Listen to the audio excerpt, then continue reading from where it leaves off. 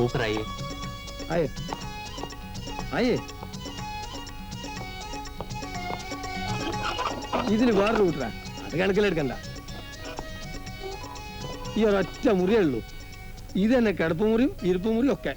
പിന്നെ അപ്പുറത്തൊരു ചെറിയ ചായ്പുണ്ട്, അതാണ് അടുക്കള.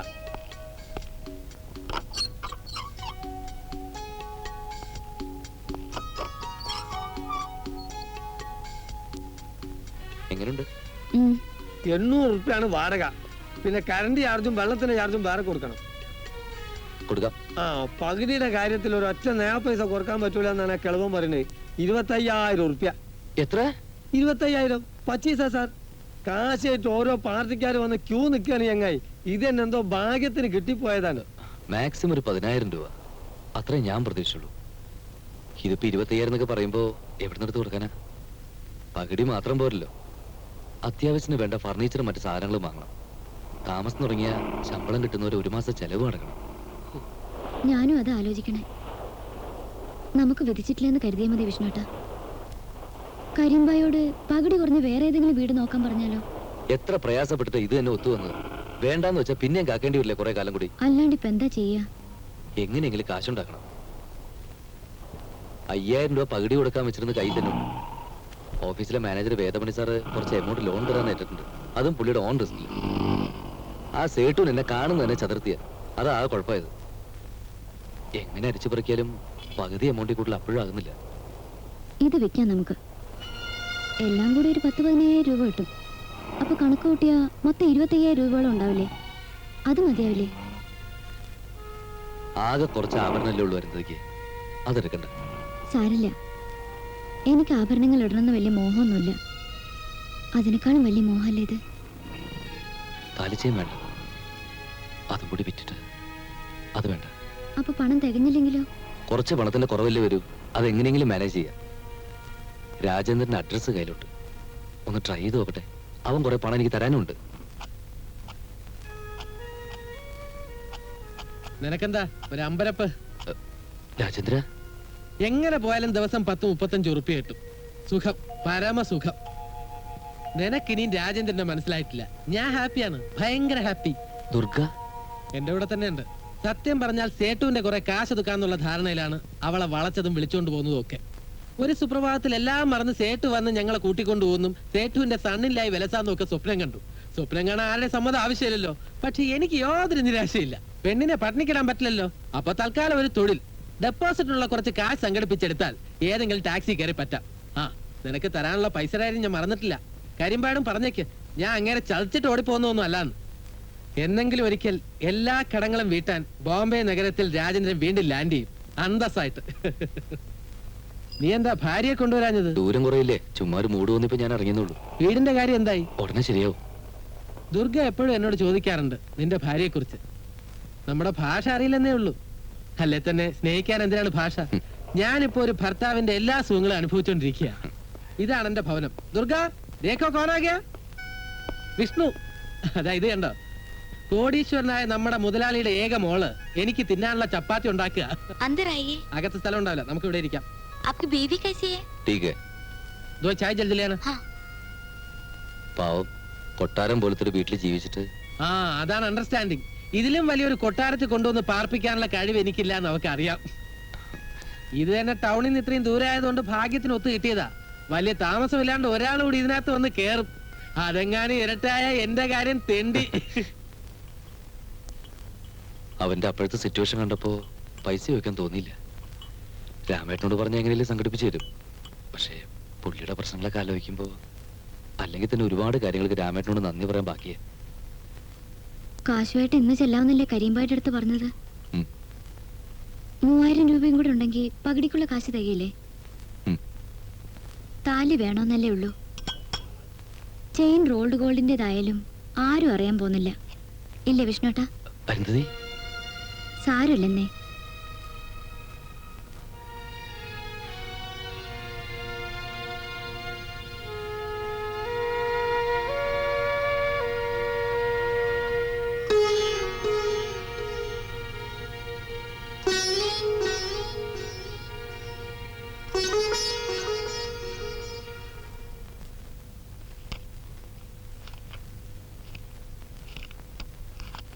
सेठ जी किले ना? हाँ हाँ गिन लिया। पर एक बात कान खोल के सुन लो, अपन को किराया हर महीने बरोबर मिलते रहना चाहिए। अपन इस मामले में बहुत कड़क है क्या, समझे? जी। ये लो खोली की चाबी। और एक बात और याद रखो, ये बम्बई नगरी है, इधर दादा लोगों को थोड़ा सुपारी खिलानी पड़ती है। सुपारी? सुपारी उसको समझा नहीं। अरे वो खाने वाली सुपारी नहीं, सुपारी का मतलब है नकद, कैश, पैसा। इधर रहते रहते सब समझ जाओगे। जाओ, राम भली करेगा। शुक्रिया सेठ जी, शुक्रिया. കരിമ്പായി അയാൾ എന്താ പറഞ്ഞത്? അത് ഈ സ്ട്രീറ്റിലൊക്കെ ചില ദാദാമാരുണ്ടാവും, അവർക്കൊക്കെ ഇത് മാമൂല് കൊടുക്കണം. അത് ഈ ബൊംബായിലൊരു പതിവാ. നമ്മൾ ഏത് ഗല്ലി ചെന്ന് നോക്കിയാലും ഈ വക പഹയന്മാരുണ്ടാവുകയും ചെയ്യും. അത് പിന്നെ എന്തെങ്കിലുമൊക്കെ നക്കാപ്പിച്ച് കൊടുത്താണ്ട് ഒഴിവാക്കലാണേ. ഞാൻ എന്താ തരണ്ട കരിമ്പായിക്ക്? കമ്മീഷൻ? കമ്മീഷൻ വാങ്ങാതെ ഒരു കച്ചവടം ഞാൻ എന്റെ ജീവിതത്തിൽ ചെയ്തിട്ടില്ല. പക്ഷെ അത് വേണ്ട. എന്നാൽ എന്റെ സന്തോഷത്തിന് ഞാൻ വാങ്ങണം നിർബന്ധമാണോ? എങ്കിൽ ഞാൻ ചോദിക്കുന്നേ തരേണ്ടി വരും. എന്ത്? ഒരു സ്മൈല്. സ്മൈലോ? അതെ, സ്മൈല്, പുഞ്ചിരി. അത് നീ വിചാരിക്കും പോലെ അത്ര ചെറിയ സംഗതി ഒന്നല്ല. അത് ഈ ബൊംബായിൽ കിട്ടാനും കുറച്ച് പ്രയാസാണ്. നീ വാ, പോവാ.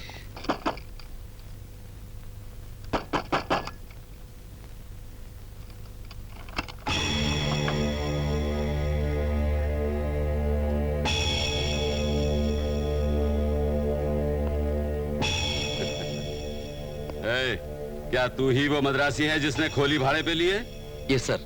अबे अंग्रेज की औलाद, ये यस यस क्या करता है? हफ्ता निकाल। तुझे मालूम नहीं यहाँ के हर नए किराएदार को अपन को हफ्ता देना पड़ता है? निकाल माल।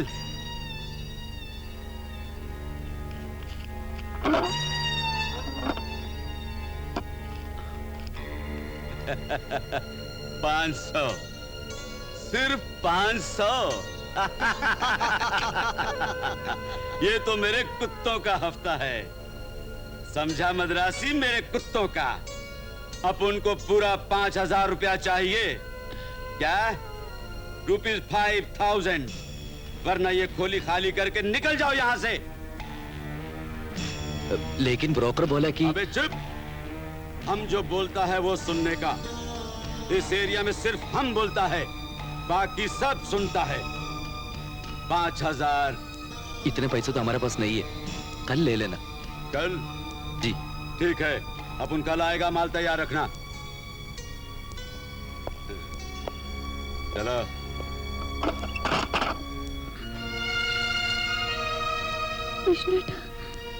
ഒന്നുമില്ല. ഇത് ഇന്ത്യ മഹാരാജ് അല്ലടോ, താൻ ബേജാറാവേണ്ടിരി. 500 തന്നെ കൂടുതലായിട്ട് എനിക്ക് തോന്നിയത്. പിന്നെ കരിമ്പായി പറഞ്ഞോണ്ടാ. ഒരൊറ്റ പൈസ കൂടുതൽ കൊടുത്തു പോരുത്. ഓനൊരു പുതിയ ഇറക്കുമതി ചരക്കാ. ആ അബു സർദാറിന്റെ ആളാ. ഓരൊക്കെ ആളിപ്പോ ഇവിടുത്തെ കിങ്ങള്. ഇതൊക്കെ തൂക്കം നോക്കി വരുന്നതാ. നീ സബൂർക്കറോ, ഇത് ബൊംബായി അല്ലേ. എന്ത് തന്നെ വന്നാലും ഞാനുണ്ട് ഇവിടെ. നീ ഒരു കാര്യം ചെയ്, ഉള്ള സമയം കൊണ്ട് ബീവിന്റെ അടുത്ത് കൂടി ചെന്ന് ഒത്തിരി ചെല്ല്.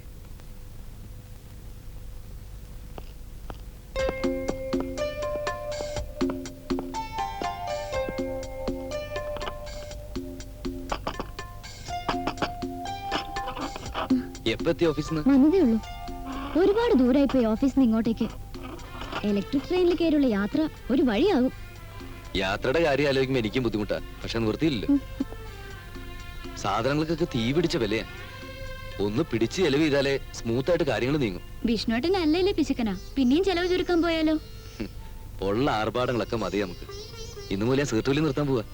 കരിമ്പായെ കണ്ടോ? കണ്ടു. പ്രശ്നങ്ങളൊന്നും ഉണ്ടാവില്ലെന്ന് മൂപ്പര് പറഞ്ഞു. ഇനി വന്ന ഒറ്റ പൈസ പോലും കൊടുക്കണ്ടെന്ന്. അവര് കുഴപ്പമുണ്ടാക്കിയാലോ? ഇന്നലെ തന്നെ ശരിക്കും ഞാൻ പേടിച്ചു പോയി. വല്ലാത്തൊരു അസ്വസ്ഥത. ഞാനില്ലേ കൂടെ, പിന്നെന്തിനാ പേടിക്കുന്നത്? ഞാൻ കാപ്പി എടുക്കാം.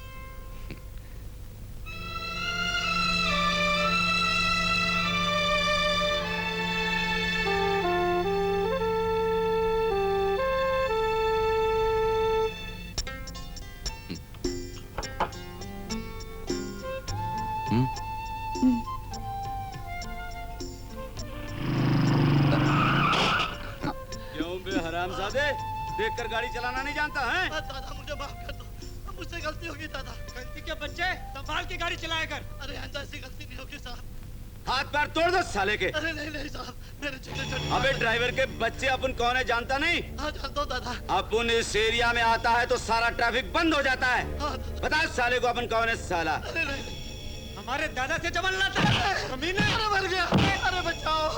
मार मार के भुट्टा बना दो साले का। अरे नहीं दादा। आइंदा कभी भूल के भी अपन के सामने आएगा तो चमड़ी उठेगा।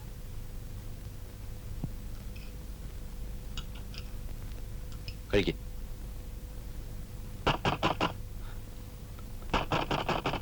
അയ്യോ വിഷ്ണുട്ടാ,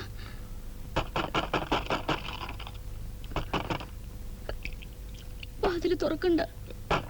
ഏയ് സാരമില്ല.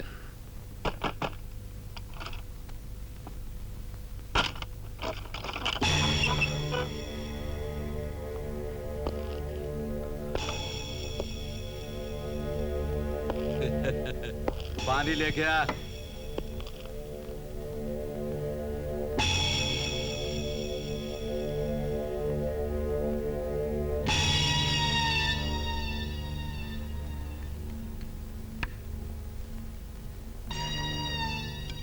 अरे भाई मद्रासी, अपन का पैसा कहाँ? सर एक साथ 5000 रुपीज देना इट्स इम्पॉसिबल. पैसा नहीं दे सकता, खोली में नहीं रह सकता। नो मनी नो रूम, समझा? Sir give me some more time please. Time नहीं अपन के पास, सारा वक्त तेरे पीछे भागता रहेगा क्या? नहीं, आजकल मैं कर दूंगा. ठीक है, लास्ट चांस देता हूँ तेरे को। अब के पैसा नहीं मिला, तेरे को तेरे सामान के साथ बाहर फेंक दूंगा, क्या समझा? यस.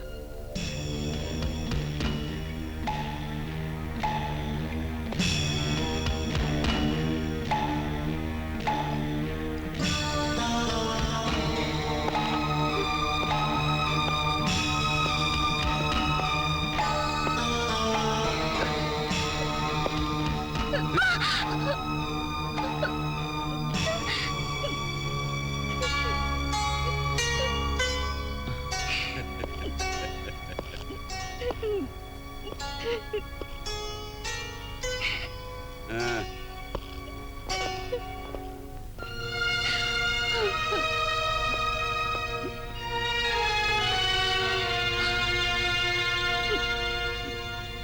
अपन तेरे को पहले ही बोल दिया, अपन इस मामले में कुछ नहीं कर सकता.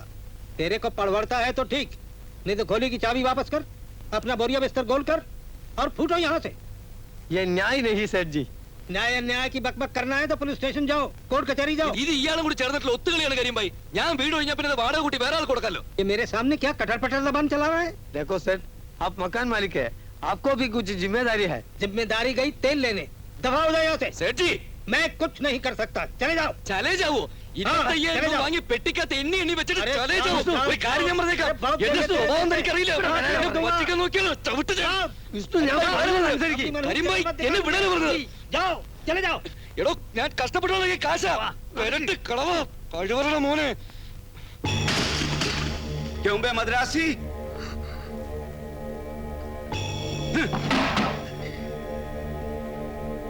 तू मकान मालिक के पास गया था, वो क्या कर लेगा? इस एरिया का मालिक अपन है. क्या? नहीं नहीं, नहीं निकाल दो इसे बाहर, फेंक सर दो. Please sir please.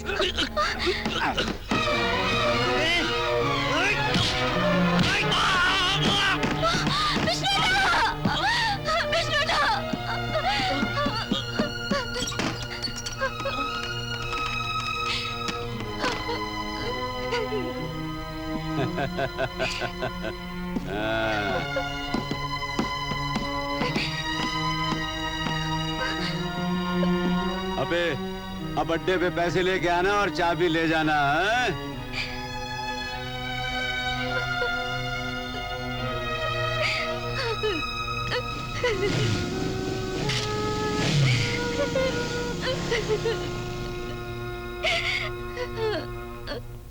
പോലീസിൽ പരാതി കൊടുക്കാന്നേ ഉള്ളൂ. അതുകൊണ്ടൊരു പ്രയോജനം ഉണ്ടാവില്ല. അവരും കൂടെ അറിഞ്ഞിട്ടാ ഇതൊക്കെ നടക്കണേ. നമ്മുടെ നാടാണെങ്കിൽ എന്തെങ്കിലുമൊക്കെ ചെയ്യാം. ഇത് അന്യനാട്ടിൽ വന്ന് കിടന്നിട്ട് തൽക്കാലം തടി രക്ഷപ്പെട്ടല്ലോ എന്ന് കരുതി സമാധാനിക്കുക. എന്തുമാത്രം കഷ്ടപ്പെട്ടിട്ട് ഒരു വീട് ഒത്തു കിട്ടിയെന്നുള്ളത് രാമേട്ടൻ അറിയാലോ. ആ കരീംബായിയെ പറഞ്ഞാ മതി. ഇതുപോലൊരു തെരുവിൽ ഈ പിള്ളേരെ കൊണ്ട് താമസിപ്പിക്കേണ്ട വല്ല കാര്യം ഉണ്ടായിരുന്നു അയാൾക്ക്? നിങ്ങളും അത് അന്വേഷിച്ചില്ല. വീട് കിട്ടാൻ വേണ്ടിയുള്ള ഇയാളുടെ ആവേശത്തിന്റെ വെപ്രാളത്തിന്റെ ഇടയിൽ ഞാനും അത് ഓർത്തില്ല.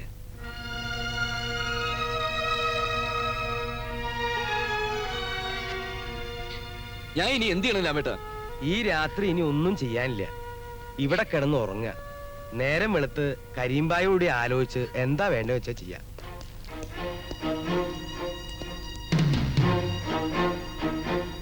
शेर खान नीचे आओ। तुम इधर का बड़ा दादा होगा, ये गली से बच्चों से खेलो, हमारा पास नहीं खेलना। बहुत साल हो गया हम भी है मुंबई में। खबरदार, मेरा विष्णु और उसकी बीवी को परेशान किया, मैं तुम्हारी बोटी बोटी करके इसी खेली के कुत्तों को पे दूंगा। बम्बई तुम्हारा बाप का नहीं।